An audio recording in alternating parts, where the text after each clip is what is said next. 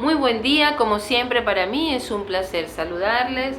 Espero que este video sea de tu aceptación, tal como lo ha sido toda la serie Conspiración Espiritual en Venezuela. Quiero agradecerles sobre todo a las personas que me han escrito por las redes, por Twitter, por Facebook, por Instagram, por YouTube, brindándome todo su apoyo, toda su admiración y además subrayando sus inquietudes, sus grandes preguntas acerca de este tema.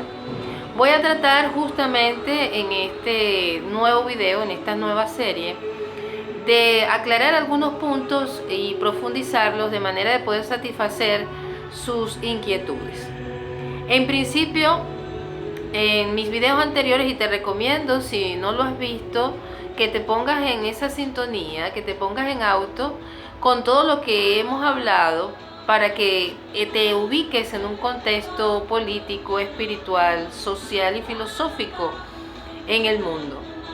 Para que puedas entender este concepto de la conspiración, tenemos que entender los mecanismos de funcionamiento de la matriz que nos controla. Una matriz que ha sido construida desde siglos y que su intención es dominar tu mente. Entonces, ponte en sintonía con todos los videos anteriores, y si ya lo has hecho, este video te debe de perfectamente entusiasmar y además situar en un nuevo nivel de comprensión. Cuando hablamos de la Matrix, estamos hablando de un control que se ha hecho durante muchos siglos sobre las poblaciones, sobre los países, a través de unas conspiraciones.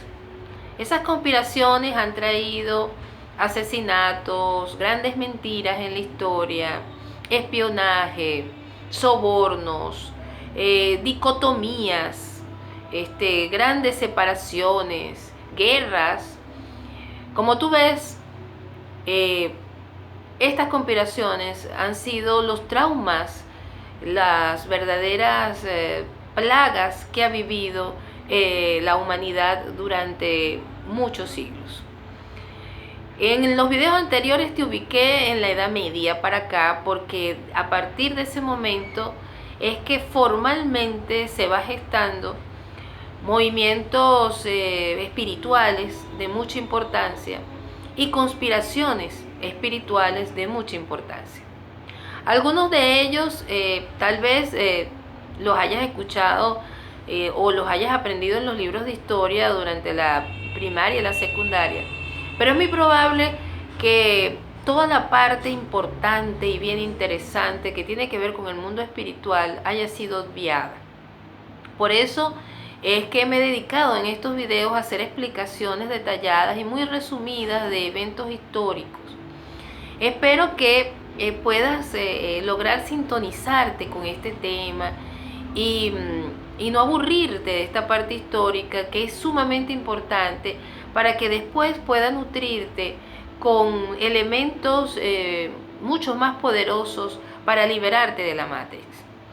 Para liberarte de la Matrix, primero tienes que entender, y de eso se trata prácticamente lo que han venido haciendo muchos hombres con muy buen propósito con la humanidad, y es tratar de que la humanidad se supere a sí misma y que logre comprender las leyes que rigen este universo. Quien comprende las leyes que rigen el universo no solamente se puede dominar a sí mismo y a su realidad, sino que también, dependiendo de sus intenciones, puede dominar al mundo, puede dominar a otros que son ignorantes de estas grandes verdades.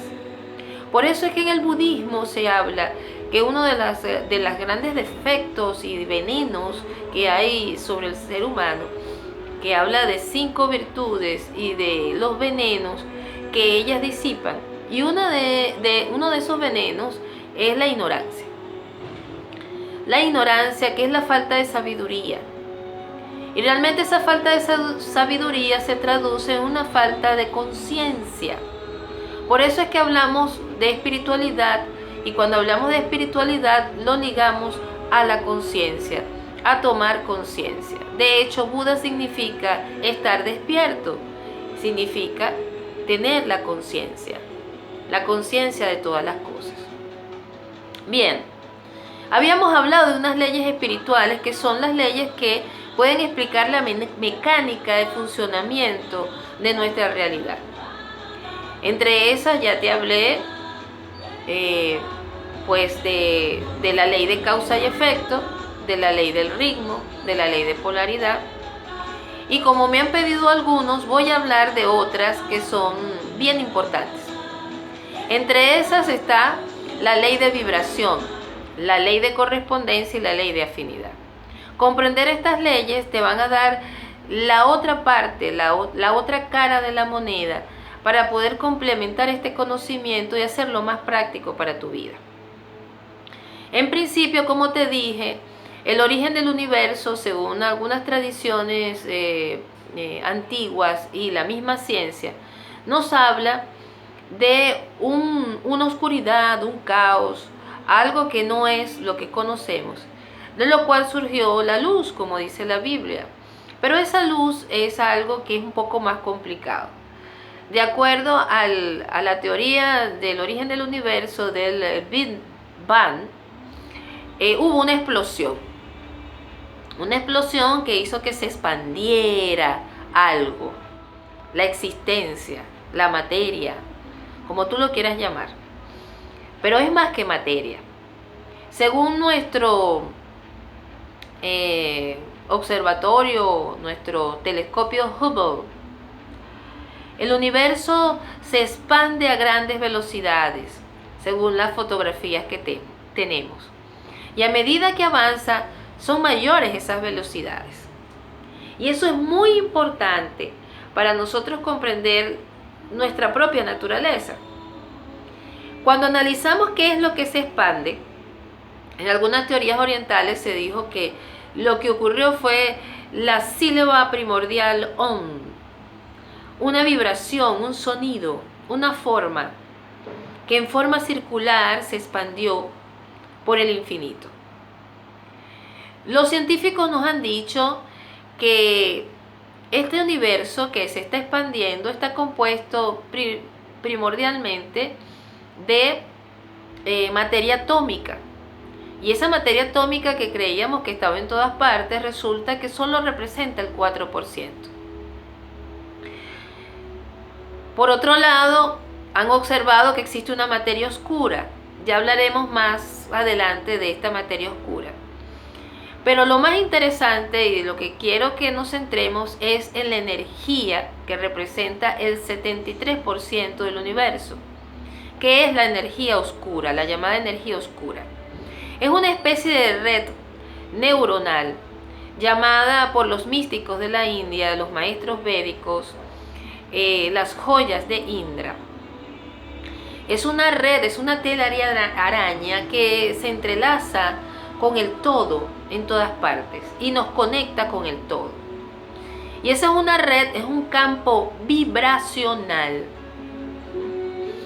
que nos va ubicando en diferentes planos de existencia, porque él va girando en forma cíclica cada vez hacia arriba, en la medida que se aumenta esa velocidad y en la medida que aumentamos nuestra vibración. Así que esa máxima de como es arriba es abajo, que es la ley de correspondencia, nos habla que aparentemente vivimos ciclos que, como te expliqué con la ley del ritmo, que se van repitiendo, pero que los vamos viviendo con otros niveles de conciencia. Y eso solo se logra aumentando nuestra vibración. Así que nuestra frecuencia vibratoria en sí misma es el gran poder que nos dio Dios, la divinidad, el universo, para poder experimentar a niveles superiores experiencias, valga la redundancia, de mayor nivel, de mayor comprensión, que nos va a traer más elementos de subsistencia, de comprensión acerca de toda la realidad divina. Así que esas experiencias atraídas por nuestra vibración es lo que se llama ley de afinidad. Es una ley de atracción. Atraemos por nivel de frecuencia vibratoria lo que nos corresponde. Es así que si una persona se mantiene a un nivel vibracional muy bajo, sus experiencias serán de sufrimiento, serán experiencias de dolor, porque allí es que vibra esas emociones, emociones de tristeza, de odio, de ira. Todas esas emociones vibran muy bajo. A medida que el ser humano las va superando, las va trascendiendo y las convierte en virtudes, tal como dice el budismo, o sea que la ira la convertimos en valor, el odio lo convertimos en amor, en compasión, y así vamos transformando todas esas emociones en otro tipo de energía. O sea, se transforma, porque en el universo nada desaparece, todo está en una continua transformación. Si la matriz que se crea alrededor de nosotros es un sistema, una forma de sociedad que nos hace fijar la atención siempre en estas emociones y crea y recrea a través de ciertos factores contaminantes esas emociones en nosotros, evidentemente se crea una malla que no nos deja crecer, que no nos deja alcanzar niveles superiores de conciencia. Esta matriz ha sido creada desde hace siglos. Ciertas corrientes de vida en el planeta que han comprendido y que han aprendido estas leyes espirituales, las han estado utilizando para controlarnos y mantener las grandes masas en una vibración muy baja. No les conviene para nada ese crecimiento de conciencia. Y para entender cómo opera esta matriz tenemos que hablar un poco de historia. Ya lo hice, ya te puse en contexto en los otros videos, pero voy a profundizar, tal como muchas personas me lo pidieron, en el contexto de Venezuela. Cada país ha tenido su propia matrix, dependiendo de la cultura, la idiosincrasia, los elementos energéticos que la acompañan, su economía, su educación, su visión de vida, su ubicación geográfica. Todos esos factores actúan en nuestro campo vibracional. Nos dan una forma de conciencia. Como te dije, somos más de 7.000 millones de personas en el mundo, 7.000 millones de personas, y cada persona tiene una forma particular de vibración. Entre muchas personas formamos conglomerados vibracionales, son bandas vibracionales, pero cada persona va conformando con su puntico de luz una banda vibracional. Para entender a Venezuela y su banda vibracional tenemos que profundizar mucho en esas semillas que algunos hombres sembraron para la prosperidad vibracional de nuestro país. Y con esto sembraron también la capacidad vibracional de toda la Tierra. Así que vamos a estudiar a un personaje muy particular. Este personaje lo hemos estudiado muchísimo, sobre todo todas estas culturas latinoamericanas, suramericanas, porque significó mucho para el crecimiento y la expansión de la conciencia de este sector, esta región del mundo. Estoy hablando del señor Simón Bolívar. Simón Bolívar lo conocemos como el libertador de las Américas. Y hemos conocido sus batallas y las hemos estudiado en nuestros libros de historia de nuestros niveles primarios de educación.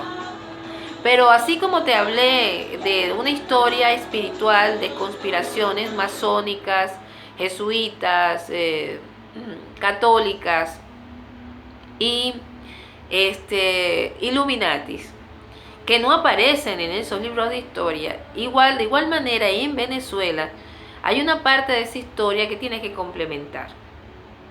Así que vamos a hablar específicamente de Simón Bolívar.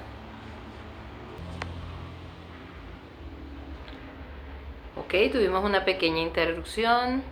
Vamos a retomar inmediatamente el tema. Entonces, como te decía, Bolívar era un hombre extraordinario, un hombre que a nivel espiritual tenía un nivel de vibración muy alto para el planeta. Si no, no hubiese hecho toda esta campaña libertadora de esa forma tan extraordinaria. Por eso se llama la campaña admirable. Tenía muy pocos hombres. Casi 500 hombres era lo que conformó Bolívar durante su campaña admirable para pelear con un batallón de casi 10.000 hombres. Así que es totalmente titánico lo que hizo. Él fue comparado en su época con Alejandro Magno.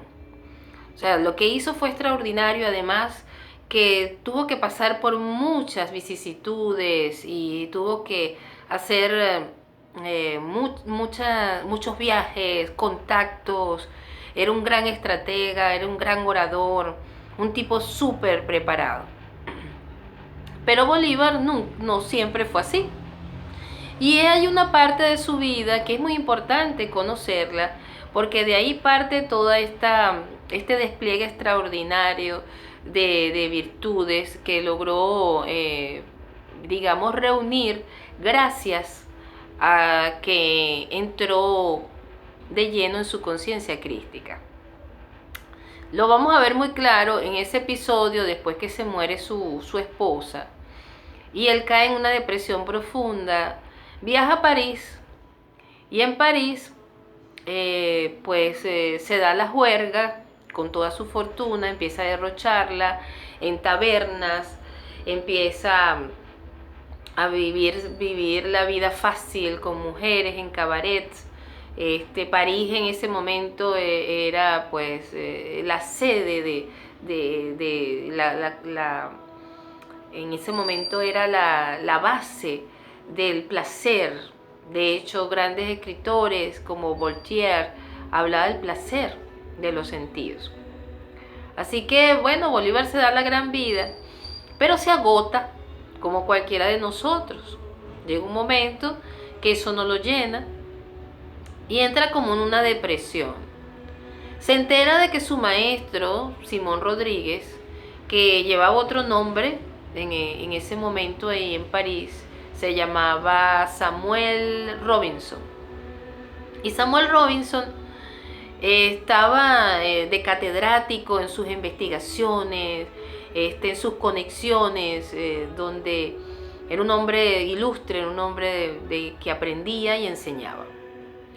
Bolívar lo busca y se encuentra un hombre muy frío, un hombre muy indiferente. Bolívar era uno más de tantos que había enseñado, pero para Bolívar Simón Rodríguez había sido casi un padre. Tal vez porque Bolívar siempre se sintió huérfano. Recordemos que Bolívar tuvo su experiencia de vida donde fue un niño muy solitario. Pero esta situación lo lleva a Bolívar a deprimirse más y se encierra en su cuarto de hotel y decide no comer más. Empieza a desmejorar mucho y sus amigos se preocupan y van en búsqueda de Simón Rodríguez.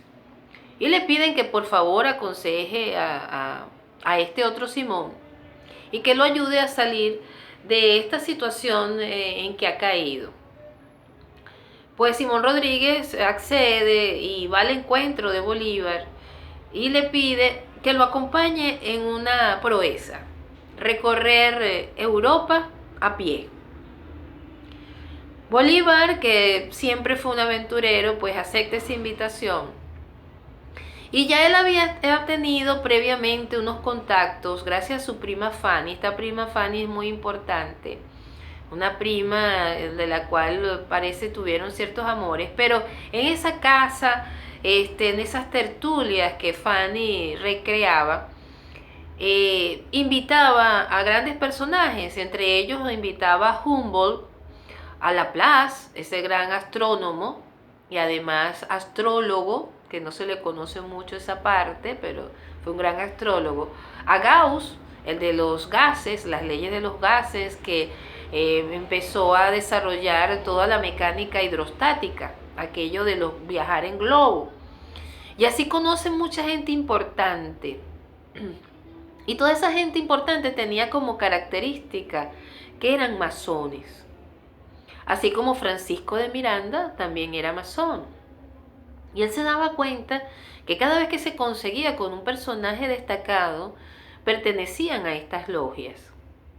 Se adentra, como dice Uslar Pietri en uno de sus conversatorios, aquellos dos hombres con sus cabezas bullentes de la Revolución Francesa y los ojos pues, resplandecientes de las ceremonias que se hacían de coronación a Napoleón Bonaparte, pues estos hombres deseosos de aprender y de conocer, se lanzan por esos caminos. Y van a conocer a unos personajes que van a ser determinantes en la vida de Bolívar. Uno fue Rousseau con sus ideas libertadoras. Y estos, tanto Montesquieu, Rousseau y Voltaire, eran partes pues de una sociedad secreta. Y conocieron a un hombre extraordinario que definitivamente tuvo que haber tenido conexión con Bolívar, porque tuvo conexión con estos grandes pensadores y tuvo una influencia muy importante dentro de toda esta campaña de cambio de pensamiento en Europa. Estoy hablando del conde Saint-Germain, o Saint-Germain, como lo conocemos aquí en Venezuela. Este personaje se cree que es de comiquita, se cree que no existió, pero existen vestigios históricos de que existió y que tuvo contacto con estos seres, con estos grandes muchachos pensadores.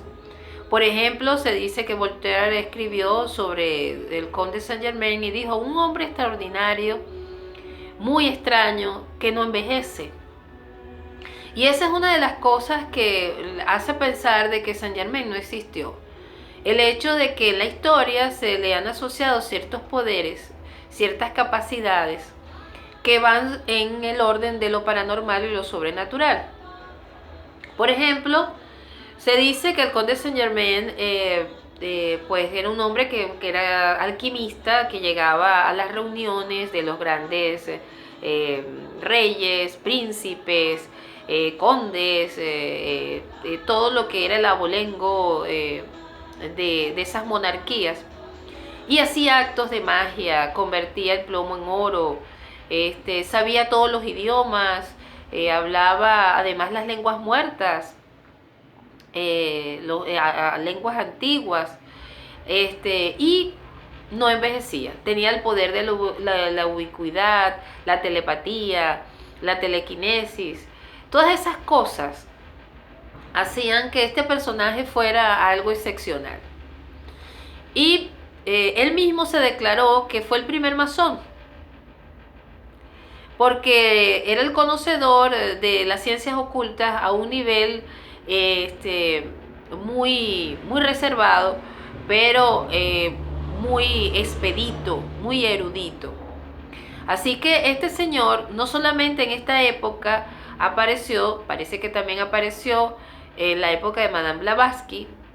Madame Blavatsky es una mujer extraordinaria, debemos estudiarla con mucho detenimiento.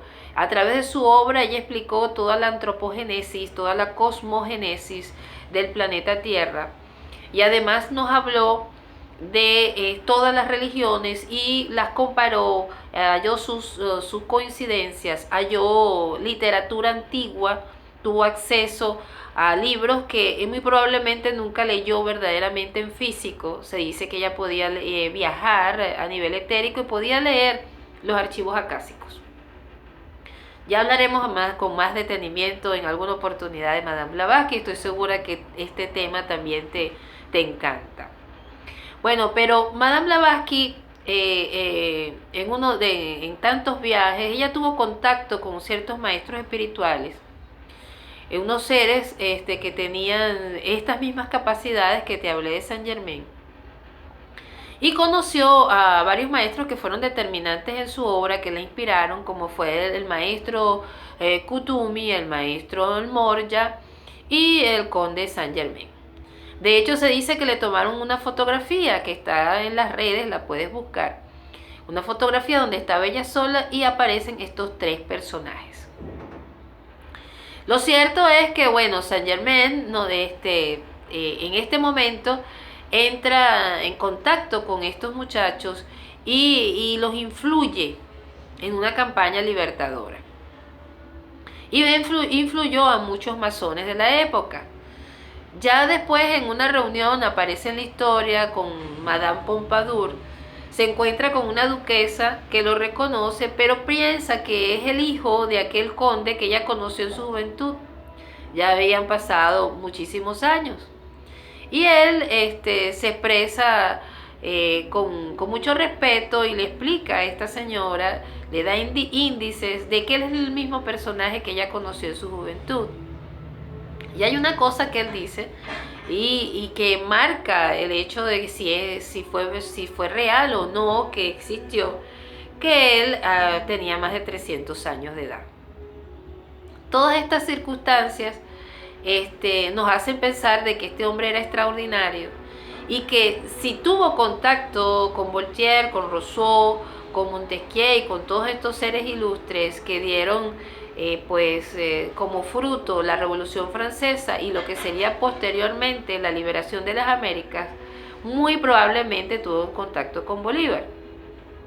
Posteriormente hay una mujer discípula de Madame Blavatsky, que es Annie Besant, que ella crea una comasonería que la denomina Saint Germain.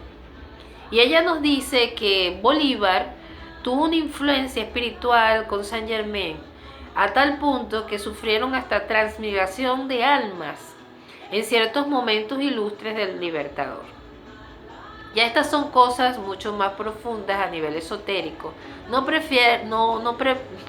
pretendo que las creas si eres muy escéptico, si eres del corte escéptico.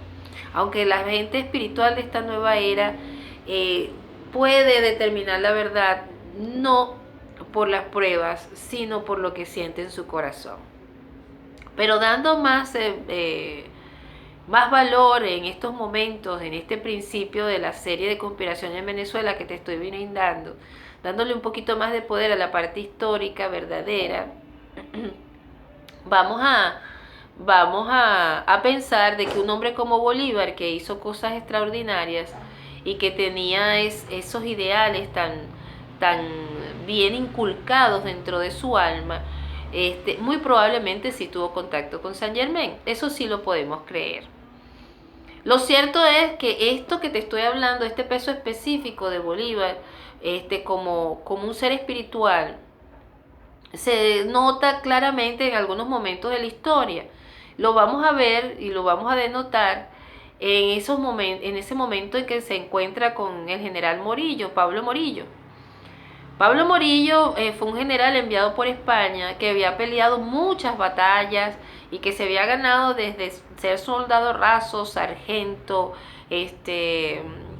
capitán, mariscal. Se había ganado varios títulos peleando contra Napoleón y había sufrido heridas de guerra. Era un hombre ilustre de la batalla.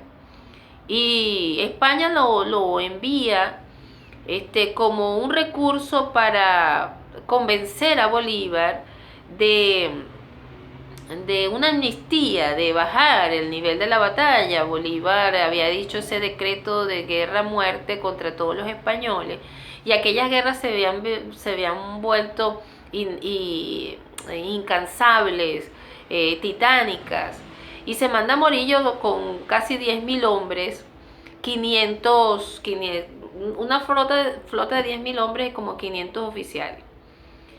Y bueno, Morillo llega aquí a Venezuela, llega a Margarita y se enfrenta con una cantidad de campesinos y se queda abismado de la forma tan valiente, valerosa de estos hombres, que le muestran a través de unas escaramuzas, le derriban un barco, y pelean de casi desnudos y no se cansan y no se entregan.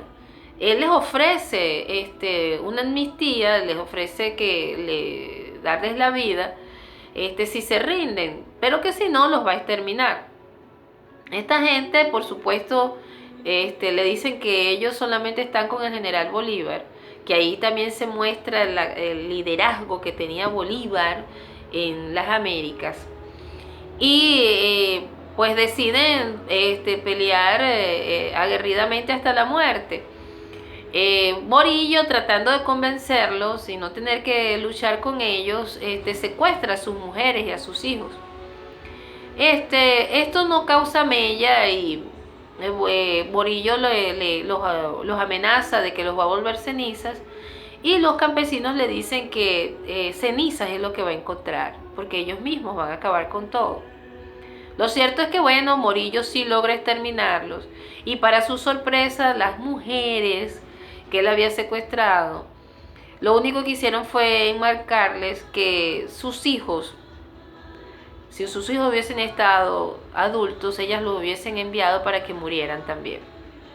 Esto deja abismado a Morillo de que una gente que pudiera estar peleando con gente de esta naturaleza, equivalentes a los guerreros de Maratón, de la guerra de Maratón, de la antigüedad. Entonces, cuando llega y comienza sus batallas, se va dando cuenta, se va enfrentando con gente que él empezó a denotar que como que no era muy normal. Cuando llega a los llanos, se encuentra con un país que también, como muy conocedor del llano, lo hace pasar por unas vicisitudes. Eran unos guerrilleros. Bolívar era un guerrillero. Ellos no atacaban como estaban ellos acostumbrados en una batalla hasta el final, sino que hacían pequeños ataques que desgastaban al enemigo. Total que, bueno, por fin Morillo hace un contacto con Bolívar y quedan en encontrarse en esa célebre ciudad de Santa Ana, en Trujillo. Y ahí vamos a ver un episodio que es muy importante para demarcar que Bolívar era un ser que actuaba de acuerdo a sus principios espirituales masones. Y está así evidenciado en el arte, en la escultura y además en la literatura.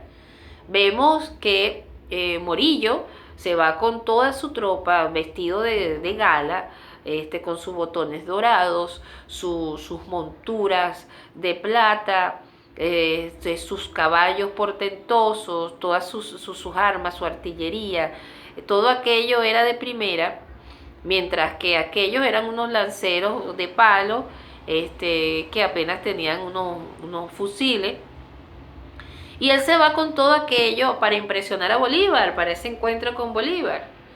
Y resulta que, bueno, lo empiezan a esperar, no llega, no venga nada. Y de repente aparece la figura de un hombre que viene en una mula, con una ruana y un sombrero de campesino.